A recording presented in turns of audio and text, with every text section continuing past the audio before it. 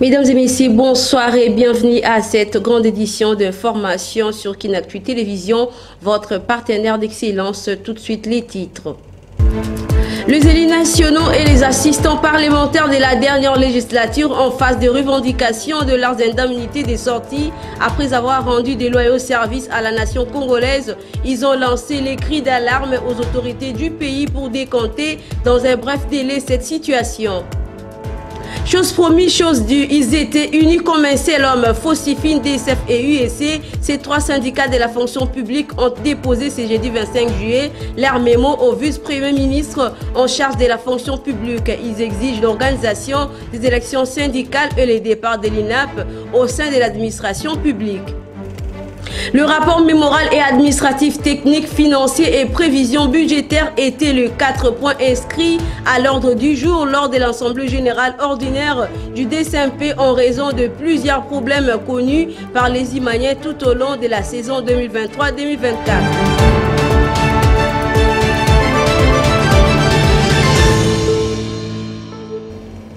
Démarrons ce journal par cette information. Vous le savez, le député honoraire et les assistants parlementaires de la dernière législative ont été empêchés ce jeudi 25 juillet d'accéder au palais du peuple pour réclamer leurs indemnités des sorties. Ils avancent plusieurs raisons liées à leur dossier et interpellent les autorités concernant cette situation. Suivez.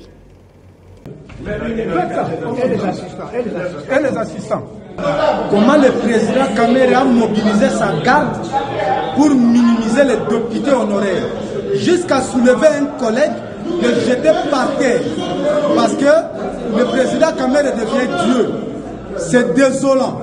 Nous ne sommes pas venus demander l'argent de sa poche. Nous ne sommes pas venus demander l'argent de qui que ce soit. Nous sommes venus demander ce que l'Assemblée nationale nous doit. Désolé qu'ils soient en train de faire ça. Nous allons passer nous ici. Il a placé le militaire avec des consignes pour nous malmener. Et nous tenons la communauté internationale et nationale à témoin. S'il arrive quelque chose à un député honoraire ici, ça sera sur la tête du président de l'Assemblée nationale. Même sur nos assistants, parce que les assistants ne viennent pas ici pour nous assister. Ils sont venus maintenant pour revendiquer leur argent. Mais le président Kamere qui nous a promis plusieurs fois, et finalement il s'éclipse pour nous donner maintenant comme adversaire ce policier, sa garde, tant mieux. Ce n'est pas grave, nous savons que le pays tourne, les choses vont avancer. Avant-hier, il était président de l'Assemblée, après il ne l'était pas. Aujourd'hui, il est revenu. Si c'est comme ça qu'il nous traite, Dieu a prévu la transition entre 2 jours dirigée par la nuit. Nous savons que la nuit que nous allons passer ici résolvera les problèmes. Mesdames et messieurs, poursuivons ce journal par la cérémonie de signature des mandats entre le ministre d'État en charge du portefeuille Jean-Lucien Boussa a été présidée par la première ministre Judith Suminwa-Tuluka le mercredi 24 juillet dernier et l'ensemble des mandataires publics dans les entreprises du portefeuille. Regardez. Le dossier gestion des entreprises du portefeuille, les gouvernements et les mandataires s'engagent à renforcer la bonne gouvernance en vue de la relance et de la diversification de l'économie. En effet, la première ministre Judith Suminwa-Tuluka a présidé le mercredi 24 juillet dernier la cérémonie de signature du contrat de mandat entre le ministre du portefeuille Jean-Lucien Boussa, représentant l'État actionnaire et l'ensemble des mandataires publics dans le secteur de portefeuille. Notons que le but poursuivi par les gouvernements dans ces secteurs est d'améliorer la gouvernance à la tête des entreprises et gestion orthodoxe du patrimoine de ces sociétés en vue de résultats performants et qui se conforment à l'article 17 de la loi numéro 08/010 du 17 juillet 2008 fixant les règles relatives à l'organisation et la gestion du portefeuille de l'État. Signalons que 23 articles sont composés du document signé fixant la durée du mandat et déterminer les droits et obligations de chaque partie. Cependant, il s'est de noter que la signature de ces documents symbolise une nouvelle dynamique dans la mise en œuvre du programme de gouvernement visant à matérialiser la vision stratégique pour le développement économique, social et politique de la République démocratique du Congo. Revenons sur le séminaire du gouvernement qui a été clôturé le mardi dernier par la première ministre Judith Suminwa Tuluka dans la salle de congrès du Palais de la Nation. Selon les discours du chef de l'État lu par la chef du gouvernement, le président de la République, Félix Antoine Tshisekedi Tshilombo, attend de ministres de résultats qui impacteront la vie quotidienne des Congolais. Suivez. Ce séminaire a été un moment de réflexion, de partage et d'engagement. Et je suis convaincu qu'il aura un impact significatif sur notre action collective. Lors de mon discours d'ouverture, j'ai rappelé l'importance de ce séminaire dans le contexte actuel de notre pays. Le thème retenu pour ces assises, sceller le pacte d'engagement citoyen pour la cohésion et la solidarité gouvernementale, résonne profondément en moi. En tant que serviteurs de la nation, nous avons la responsabilité et l'impérieux devoir d'offrir de nouvelles perspectives de paix, de stabilité et de prospérité à notre peuple. Cela ne peut se faire qu'en travaillant ensemble, main dans la main, avec une motivation sincère envers nos concitoyens. Je vous invite dès lors à emporter avec vous les enseignements que vous avez tirés de ces échanges et à les appliquer dans vos responsabilités quotidiennes. Le pacte d'engagement citoyen que nous scellons aujourd'hui est celui de mettre en œuvre des politiques qui améliorent la vie de chaque Congolaise et de chaque Congolais, sans exception. Soyez pragmatiques et obtenez-moi des résultats. C'est le mandat que le peuple nous a donné. Régissant sur les 13 résolutions prises par le gouvernement souminois à la clôture du séminaire gouvernemental, Patrick Moukadi, libre penseur, loue cette volonté manifeste initiative salvatrice prise par la première ministre pour apporter un nouveau souffle, un nouveau rythme du travail et pense que ces recommandations vont bouger les lignes dans tout le portefeuille en vue de travailler pour l'intérêt du peuple. Regardez. Ils sont arrivés à la fin de ces séminaires, 13 résolutions qui ont été prises au travers, après ces séminaires. Ce que moi je retiens de ces séminaires et de ces 13 résolutions, c'est que les ministres qui engagent le gouvernement, chacun où il sera, ne doit pas se permettre de faire n'importe quoi. C'est-à-dire, le ministre, il est dans la mission, lui consignée par le gouvernement, c'est pour le bien du peuple congolais. J'ai aimé les interventions de Madame la Première ministre, Judith Suminwa, qui a dit l'objectif, c'est d'améliorer la situation des Congolais, mais bien sûr, on ne va pas non plus permettre que les ministres se permettent de détourner ou bien de jouer avec les biens de l'État ou bien les biens publics. J'ai aussi apprécié la déclaration du président de la République par rapport à ce séminaire. Il demande au ministère de faire de sorte à ce que tout ce que la population est en train de chuchoter comme lié à sa situation change.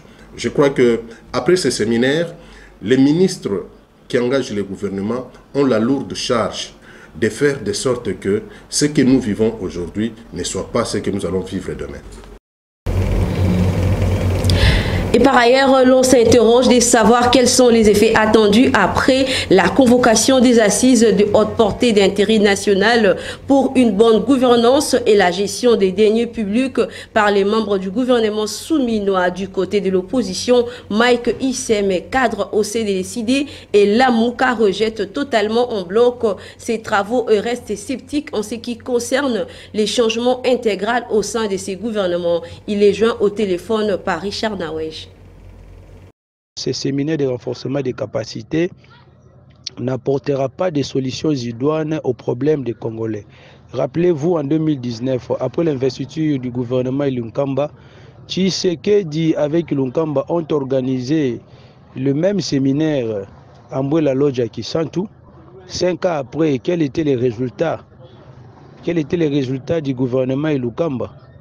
Le peuple n'a pas besoin de colloques, de séminaires, d'ateliers, de conseils des ministres réguliers, tout ça. Le peuple a besoin de résultats concrets sur le terrain. Les peuples congolais souffrent. Rien ne va. Tous les secteurs de la vie sociale ne marche pas. Mais aujourd'hui, il vient avec cette aventure des soi-disant séminaires de renforcement des capacités pour faire quoi? Pour quelle finalité?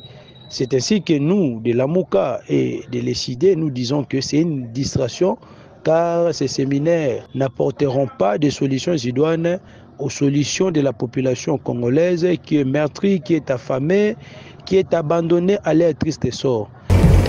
Et cependant, le ministre de l'Éducation nationale et la nouvelle citoyenneté a annoncé le mercredi dernier dans la soirée la publication progressive de résultats de l'examen d'État édition 2024. Dans un message, Odia Moussangaï, inspecteur général à l'Éducation nationale et nouvelle citoyenneté, estime que les élèves filles finalistes du secondaire ont été plus performantes que les garçons. Suivez. À Kinshasa, à Moamba, par exemple, 74% des filles ont réussi contre 64% de garçons ayant participé à l'épreuve. Un constat similaire a été observé à Kinshasa Plateau avec respectivement 84% et 68% des résultats des réussites en raison du nombre de participants de chaque côté. Il s'y est épinglé que les tendances sont globalement en faveur de filles, notamment dans le Congo central 1, dont le siège est à Matadi, où 72% de filles qui ont participé ont réussi, contre 53% des garçons. Dans les Kwilu 1, à Bandundouville, l'équilibre est notable, mais en faveur de filles, soit 67% contre 66%. Dans la province éducationnelle de l'Équateur 1, à Mbandaka, 67% des filles ayant participé à ces épreuves ont réussi par rapport aux garçons, dont la réussite s'élève à 63%. Notons par ailleurs que l'inspecteur général à l'éducation nationale et nouvelle citoyenneté relève ainsi l'importance de poursuivre les efforts pour encourager la scolarisation des filles et promouvoir l'égalité des genres dans l'éducation. C'est encouragé, elles ont compris pourquoi. Elles doivent être là, c'est la parité, il faut encourager les filles d'aller à l'école, a-t-il déclaré. Par la même occasion, l'inspecteur général à l'éducation nationale a publié les écoles ayant enregistré le meilleur lauréat dans les provinces éducationnelles de Moamba et Plateau à Kinshasa, Congo central 1 à Matadi, Kwilu 1 à Bandundu, ainsi qu'à l'Équateur 1 à Mbandaka. Et dans le cadre de consultations initiées il y a quelques jours pour trouver des solutions efficaces aux difficultés qui rongent le quotidien de la population quinoise, le premier citoyen de la ville de Kinshasa, Daniel Bumba, a reçu le mercredi 24 juillet dernier Bruno Le Marquis, représentant spécial adjoint du secrétaire général de l'ONU en République démocratique du Congo. Regardez. L'autorité urbaine a présenté à son hôte le programme d'action de son gouvernement, les défis auxquels fait face la mégapole Kinshasa et les opportunités de coopération que la ville offre. Il s'y est épinglé que les questions de digitalisation, de la lutte contre la pollution et le développement du secteur agricole ont également été abordées au cours de cette rencontre. Le représentant spécial adjoint du secrétariat général de l'ONU en République démocratique du Congo a rassuré l'accompagnement des agences des Nations Unies au gouvernement provincial dans ces secteurs. Parmi ces agences des Nations Unies basées à Kinshasa, il y a notamment l'Organisation des Nations Unies pour l'alimentation et l'agriculture FAO, l'Organisation des Nations Unies pour l'éducation, la science et la culture UNESCO, l'Organisation mondiale de la santé OMS, la Banque mondiale, l'Agence internationale de l'énergie atomique, AIA, le Fonds des Nations Unies pour la population UNFPA, le Programme des Nations Unies pour le développement PNUD, le Bureau de la coordination des affaires humanitaires OICHA. Et en sécurité, les décomptes macabres se poursuivent au village Kisele après l'attaque de miliciens Mobondo le week-end dernier contre la position de l'armée sur la route nationale numéro 17. D'après la source militaire, au moins 120 corps sans vie ont été sortis de la forêt jusqu'à ce jour et inhumés. Elle précise que dans les rangs de l'armée, seulement 9 soldats ont été tués. Actuellement, un calme précaire règne dans ces régions depuis les derniers émeutes. Regardez. Les décomptes macabres se poursuivent au village Kinsele après l'attaque de miliciens Mobondo week-end dernier contre la position de l'armée congolaise sur la route nationale numéro 17. D'après des sources militaires, au moins 120 corps sans vie ont été sortis de la forêt jusqu'à ce jour et inhumés. Elle précise que dans le rang de l'armée, seulement 9 soldats ont été tués. Actuellement, un calme précaire règne dans la région depuis les dernières émeutes. Notons par ailleurs que la résurgence du phénomène Mobondo se fait sentir le jeudi 12 juillet dernier. Les miliciens ont été mis en déroute par les forces régulières de la République démocratique du Congo qui avaient repoussé l'attaque. 2 jours après, une nouvelle incursion a été stoppée, faisant plus de 100 morts au village Kinsele sur la route nationale numéro 17.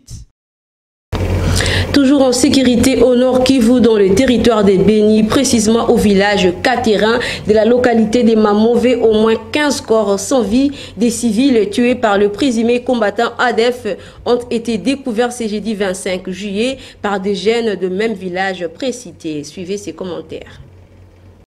Cette nouvelle a été confirmée à la presse par le chef de la localité Mamove, indiquant que le corps des victimes ont été acheminés à la morgue d'Oïcha. En effet, les violences attribuées aux rebelles ougandais dits ADF ont pris de l'ampleur dans cette zone de Mamove. Selon certaines sources locales, les bilans de récentes attaques des ADF sont revus à la hausse. On compte un nombre de 20 autres personnes sur le récent tuerie de victimes décapitées le mardi dernier dans leur champ, alors que ces attaques ont été perpétrées dans la localité de Bakila Bakaikou.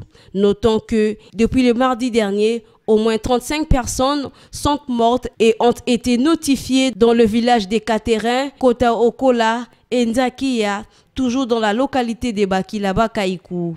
Signalons que ce bilan est encore provisoire et sa poursuite pourrait changer en augmentant le nombre de victimes après la suite de la fouille. À en croire le témoignage du chef de la localité Bakaikou, nommé Ndoukadi Charles, qui a affirmé que ces tueries continuent dans cette zone car les assaillants ne sont pas poursuivis par l'armée congolaise. Par ailleurs, les militaires ont tourné leur position pour aller combattre le M23, raison pour laquelle les ADF opèrent tranquillement dans cette cité, a ajouté Charles Ndoukadi, chef de cette localité.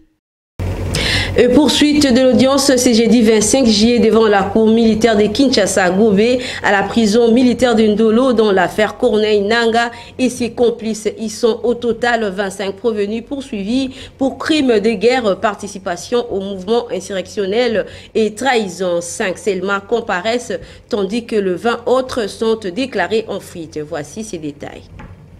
Au cours de la première audience mercredi dernier, la défense a sollicité un délai d'1 semaine pour étudier les différentes pièces contenues dans le dossier, mais la cour militaire ne lui a accordé qu'un délai de près de 24 heures pour qu'elle prenne connaissance du dossier. Cette courte remise n'a pas été du goût des avocats au regard de la gravité de faits mis à charge de leurs clients. Réagissant aux propos du président de la cour qui tient à la célérité de l'affaire comme caractéristique de juridiction militaire, Maître Peter Ngomo brandit à son tour le droit de défense. De son côté, Maître Clément Mouza, avocat de la défense, dit craindre la violation des droits de prévenu avec cette courte durée accordée aux avocats de la défense. ce qui serait un mauvais départ pour ces procès. Le ministre de la Justice avait qualifié ces procès d'historiques, insistant sur l'accélération de l'instruction préjuridictionnelle. La Commission nationale des droits de l'homme, CNDH, a déployé une mission d'observation judiciaire pour veiller au respect des droits de tout le parti. Paul Ntsapou Mukulu, président de cette structure de la défense des droits de l'homme en République démocratique du Congo, a salué l'importance de garantir un procès équitable et transparent. Un non-responsable de l'AFC a critiqué le procès, le qualifiant de blague et affirmant que Nanga ne serait pas représenté. Selon lui, ces procès visent à détourner l'attention des négociations de Kampala initiées par l'Alliance Fleuve Congo. Et toujours dans le dossier ouverture du procès contre Corneille Nangaa, l'actuel chef des files du mouvement rebelle Alliance Fleuve Congo, pour sa part, Jérusalem Thomas, proche du régime Tshisekedi, salue cette démarche déclenchée par la justice congolaise et selon les dispositions de l'article 64 alinéa D de la Constitution. Il est au micro de Richard Nawej. Le pays est en train de décoller sur ce que Sphinx nous disait, état de droit. Et la loi doit primer. Ce n'est pas des hommes, soit des personnes fortes, mais nous devons avoir des institutions fortes et des lois doivent être au-dessus de tout le monde. Nous devons suivre ce que dit la loi, soit ce que dit la Constitution. Et Nangaa est tombé sur l'article 64 alinéa 2 qui parle d'un effet réel que des lois sont en train de reprocher Nangaa avec ses complices aujourd'hui. Et Nangaa fait tomber le sang des Congolais au détriment des étrangers. Paul Kagame, qui est le génocidaire, que nous connaissons tous que ce sont eux qui sont à la base de la situation qui se passe à l'Est, l'infiltration, mixage, brassage, des tueries, des crimes contre l'humanité, les crimes économiques. Mais quand toi, tu es Congolais, tu vas t'associer aux personnes qui commettent les crimes dans ton pays. Mais d'office, on te met dans le même sac avec. Sur la liste que j'avais suivie, il y a eu au moins 25 personnes. Mais sur 25 qui sont citées, il y a 5 qui sont sur place. Les 5 là, ils ont démontré clairement qu'ils sont au service de Nangaa. Soit il y a complicité dans ce qui se passe.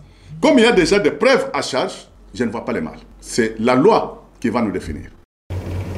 D'un dossier à un autre, le feuilleton entre l'inspecteur général de finances, chef des services, et le parquet général près la Cour de compte est loin d'être clos. En effet, Jules Alinguité, le numéro 1 de l'IGF, n'a pas répondu présent à l'invitation du procureur général près cette instance judiciaire pour s'expliquer sur la mission de contrôle de 90 jours effectuée par son service qui s'est transformée en une mission de formation des agents et cadres de la GCAMIN moyennant des honoraires de 750 000 $ américains pour de prestations allant de novembre 2023 à février 2024. Regardez.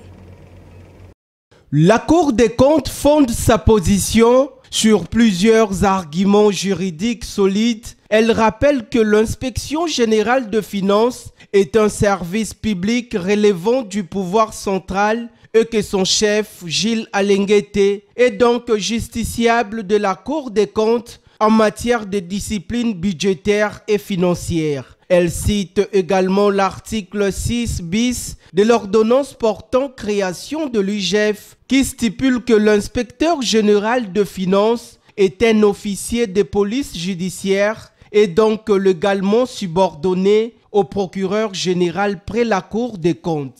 Pour la Cour des comptes, Jules Alinguité est aussi justiciable devant elle, étant donné que le procureur général près cette cour a déjà enregistré 3 dénonciations contre lui. Outre son refus de répondre à sa demande de communication des dossiers relatifs aux émoluments de mandataires publics, ce fait est constitutif d'entrave à l'action de la Cour des comptes. Article 98 in fine de la loi organique relative à la Cour des comptes précise cette instance judiciaire. À ce stade, plusieurs interrogations sont soulevées quant à la prochaine étape de ces feuilletons. notamment à ce que la Cour des comptes envisage pour venir à bout de sa démarche, elle qui accuse Gilles Alenguete d'entraver l'action initiée par le procureur général près la Cour des comptes.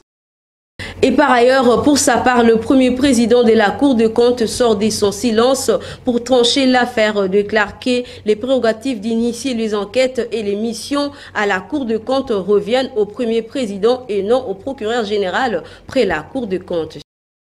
Et comme annoncé le mardi 23 juillet dernier aux affaires étrangères, les trois grands syndicats de la fonction publique, entre autres Fosifine, DSF et UEC, ont uni leurs voix ce jeudi 25 juillet 2024 pour adresser un mémorandum urgent au vice-premier ministre en charge de la fonction publique, Jean-Pierre Liaou, à travers une manifestation énergique devant le bâtiment de la fonction publique. Il réclame ainsi avec vigueur la tenue des élections syndicales tant entendu depuis 2013. Cette démarche essentielle pour la fonction publique congolaise était malheureusement restée lettre morte. Les détails dans ce reportage de Gracien Kiyumbu et Patient Goy.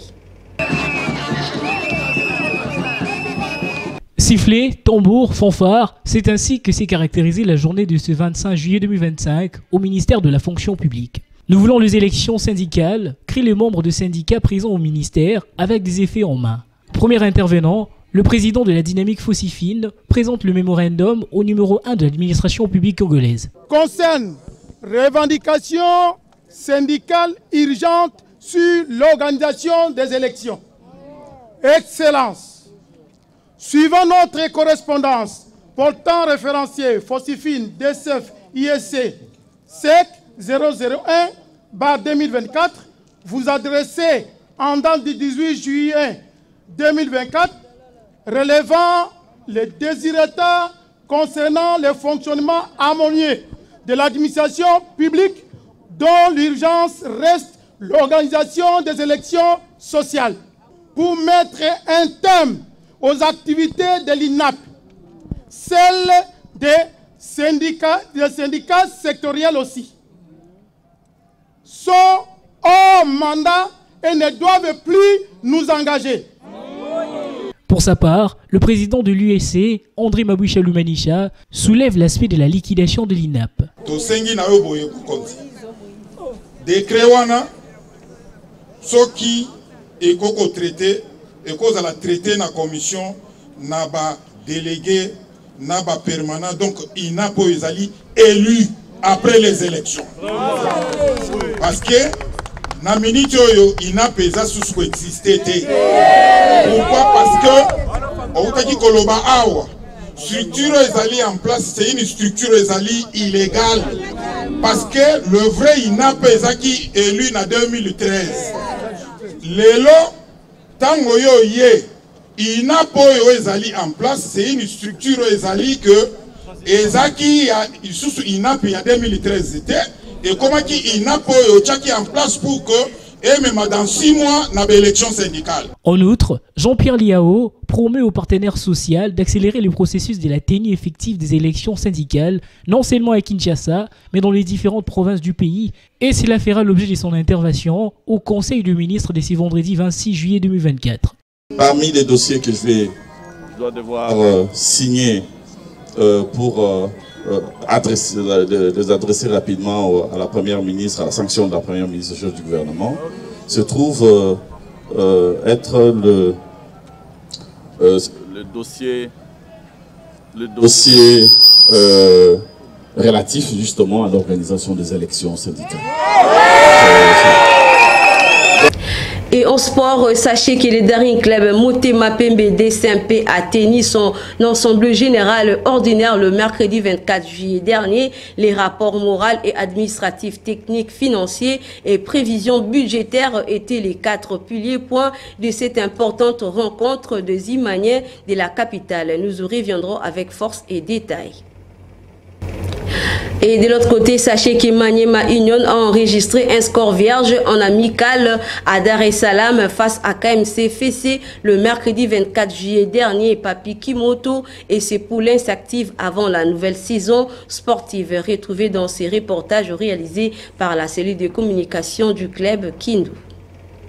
La 5e rencontre amicale de la pré-saison, mais également la première avec une équipe évoluant en première division. L'association sportive Manima Union a concédé un match nul vierge face au football club conseil municipal de Kinondoni, KMCFC. Orpheline des GFT Kitombala, Christian Balako et Jean Simboma, la ligne offensive des unionistes menée par Rachidi Moussinga Kwamambu, Rodrigue Kitoa, Mola Otinga et Mbala Titan s'est créé des occasions, mais sans inquiéter les locaux pleins de confiance. 5e la saison dernière au championnat d'élite tanzanien NBC, Premier League, la formation des Mwenge a aussi tenté quelques incursions stoppées net par la défense placée sous le contrôle du capitaine Ozendombele. Sur demande des deux techniciens Abdi Hamid Moaline et Papi Kimoto Okitonkoi, les deux équipes ont joué 2 fois 60 minutes. Le club congolais compte livrer encore un match le week-end prochain avant d'envisager le retour au pays pour poursuivre la série de matchs de fixation. Et c'est déjà la fin de ces rendez-vous informatifs sur nos antennes. Vous venez à peine de nous rejoindre. Le rappel des titres. Les élus nationaux et les assistants parlementaires de la dernière législature en phase de revendication de leurs indemnités des sorties après avoir rendu des loyaux services à la nation congolaise. Ils ont lancé les cris d'alarme aux autorités du pays pour décompter dans un bref délai cette situation. Chose promise, chose due, ils étaient unis comme un seul homme. Fosifine, DSF et UEC, ces 3 syndicats de la fonction publique ont déposé ce jeudi 25 juillet leur mémo au vice-premier ministre en charge de la fonction publique. Ils exigent l'organisation des élections syndicales et le départ de l'INAP au sein de l'administration publique. Le rapport mémoral et administratif technique, financier et prévision budgétaire était le 4 points inscrits à l'ordre du jour lors de l'Assemblée générale ordinaire du DSMP en raison de plusieurs problèmes connus par les Imaniens tout au long de la saison 2023-2024.